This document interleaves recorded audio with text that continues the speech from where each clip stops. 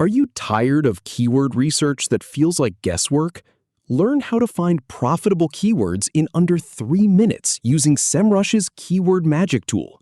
First, I'll show you how to set up your project with folders. Then we'll dive into the tool. Enter your keyword and get personalized data for your domain.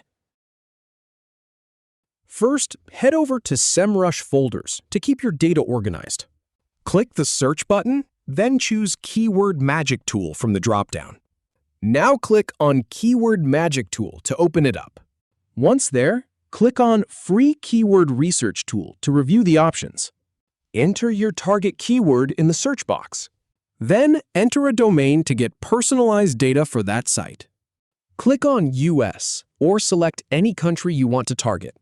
Finally, hit Search to start generating keyword ideas. And that's it. Happy researching!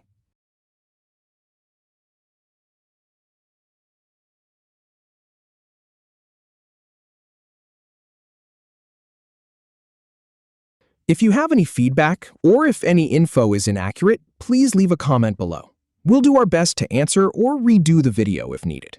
Thanks for watching.